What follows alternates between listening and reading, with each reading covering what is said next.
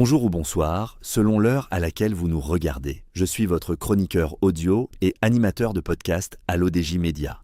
Et j'ai le plaisir de vous lire fidèlement cette chronique signée Dr Anouar Cherkaoui, intitulée « Deux poids, deux regards ». Quand le ministère écoute les pharmaciens et ignore les ophtalmologistes, qu'on écoutera ensemble dans ce podcast, l'auteur commence son article ainsi.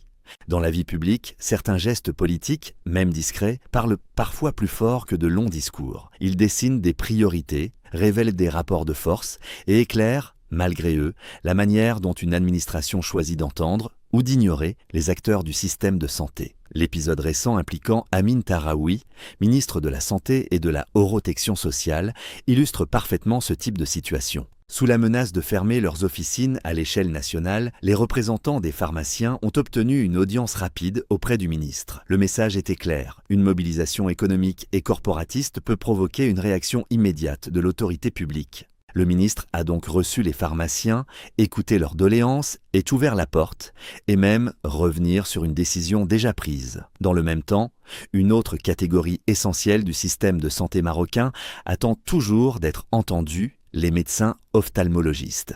Depuis plusieurs mois, les représentants de cette spécialité multiplient les demandes d'audience auprès du ministère. Leur objectif n'est pas de défendre un intérêt corporatiste immédiat, mais de discuter de l'évolution des soins oculaires au Maroc, des défis de la cécité évitable et des moyens d'améliorer l'accès aux traitements pour des milliers de patients.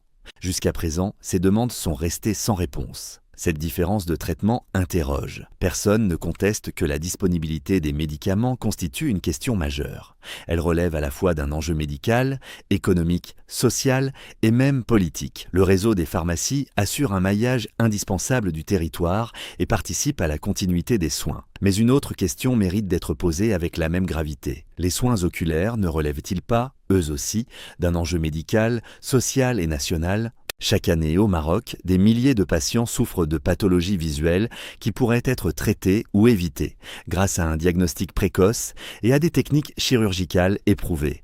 Cataracte, glaucome, rétinopathie, traumatismes oculaires. Autant de situations où l'intervention d'un ophtalmologiste peut faire la différence entre la lumière et l'obscurité. Les ophtalmologistes ne demandent pas des privilèges, ils demandent simplement d'être entendus. Ils souhaitent exposer au ministère les obstacles rencontrés dans l'organisation des soins oculaires, les besoins en modernisation des équipements, les programmes de prévention nécessaires et les stratégies permettant de réduire le fardeau de la cécité évitable. Autrement dit, parler de la vue des Marocains. Dans ce contexte, l'attitude du ministère soulève une question de cohérence politique.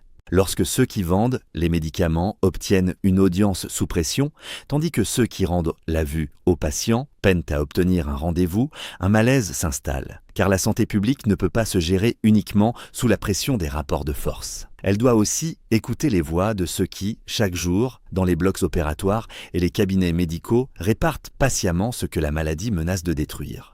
Au fond, la question est simple. Si l'accès aux médicaments constitue un enjeu national, l'accès à la vision l'est tout autant. Et la réponse à cette question se trouve peut-être, symboliquement, là où tout commence, entre les yeux du ministre de la Santé et de la Protection sociale. Merci à vous d'avoir suivi cette lecture sur l'ODJ Média. Je vous donne rendez-vous très bientôt pour une nouvelle chronique, toujours lue avec rigueur, clarté et fidélité.